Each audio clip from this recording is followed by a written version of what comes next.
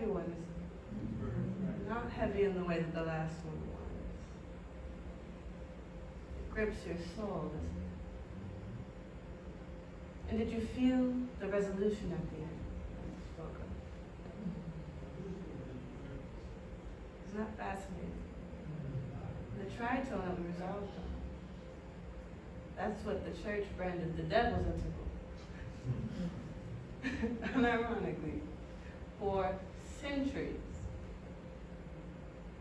And yet here it sounds so restful, almost sweet by the end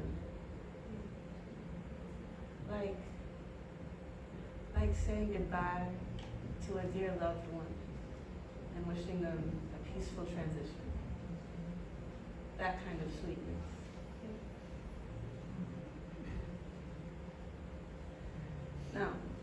Now's a good time to take a quick pause and talk a little bit more about Mr. Lipscomb's influence, not just on these pieces, but on me and how I play them.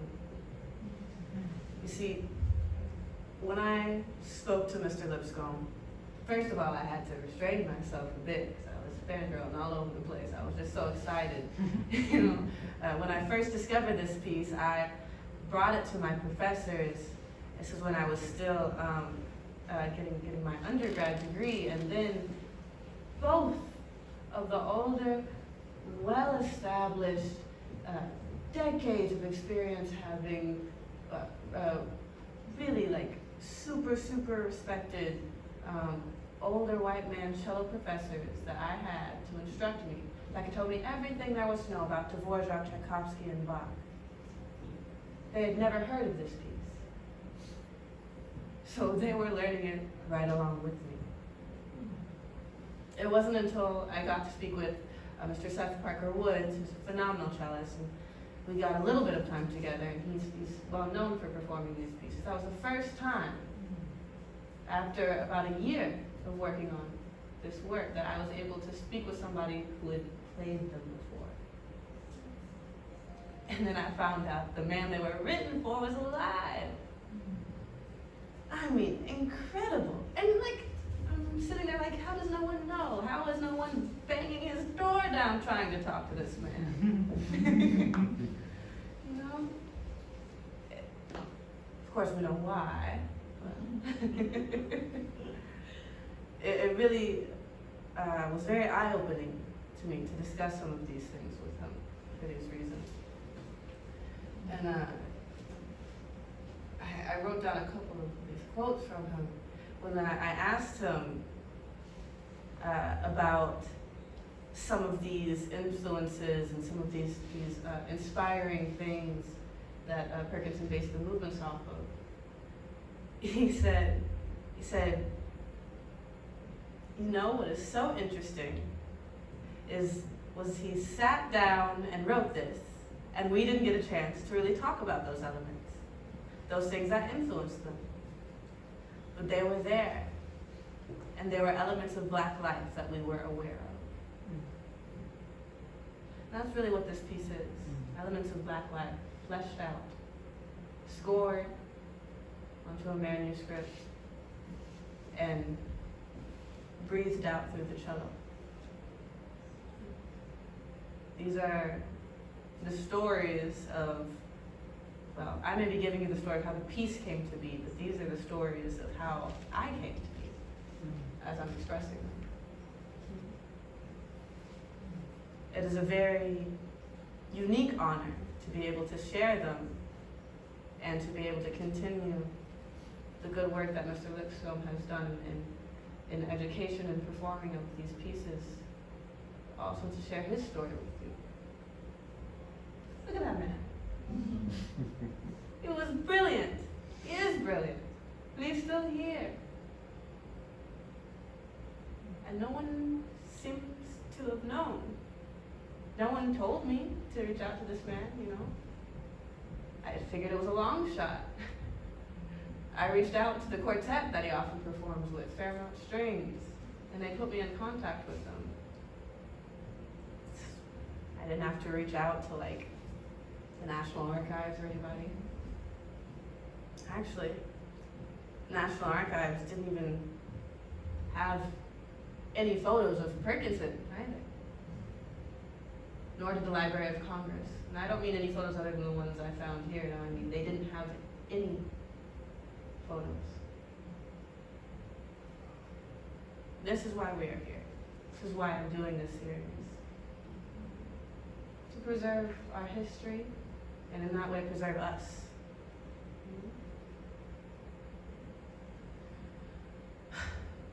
Now, let's dig back.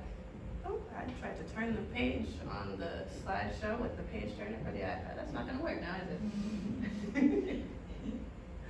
Now, let's move on to really one of my, if I had to choose a favorite, I think this would probably be my favorite piece from the Lamentations. This is the third movement, the Cavalry Ostinato. And this one, like the first movement, is very Bachian in its polyphony. However, it's got this driving, the Italian term for it would be the basso ostinato, which is why it was used in the name. It's this driving bass line, this 9-beat pattern that runs underneath the whole thing. It gives this feeling of constant walking, such as from the Legend of Calvary, but also, of course, we know the Negro spiritual Calvary was often used to refer to lynchings, as well as just the constant struggle of living as part of an oppressed demographic. And this ostinato, you'll hear it throughout. It may sometimes come away for a second and then come back. It's always going to be the same. You'll hear this.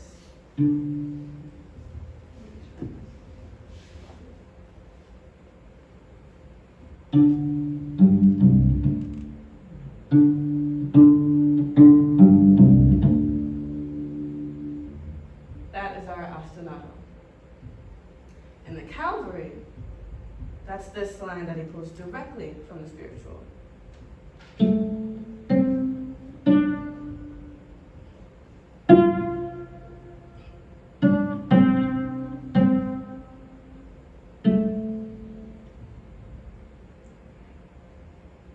Now, this movement is all pizzicato, so I've turned my amp up just a little bit so you guys can hear the nuance a bit more.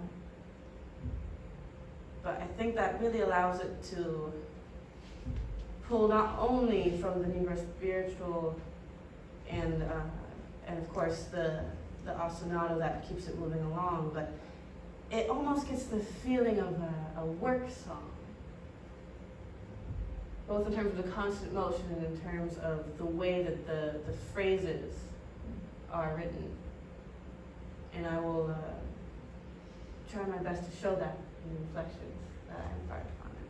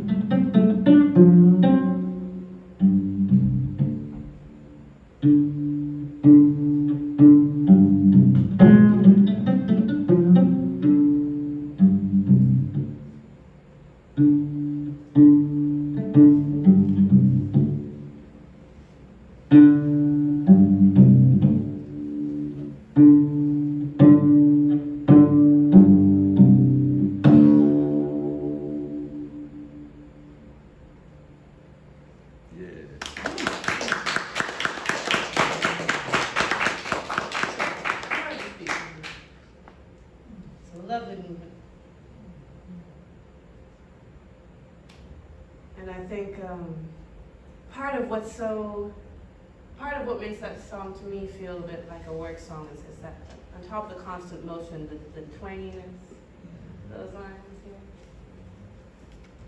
Trying to bring to mind the sound of, not necessarily just a fiddle or bass, but the sound of that specific style of playing those string instruments that was more common in the Deep South, especially by Black folks that were playing these instruments on plantations. Now, I would argue that that piece also pulls some from some of those compositional elements we heard in the soundtrack, such as in Ongonquo, when we have that repetitive motion, and we keep coming back to that theme, very similar to the way we keep coming back to this ostinato. It's also we keep coming back to that lovely theme from Calgary. Now, getting on to the last movement here.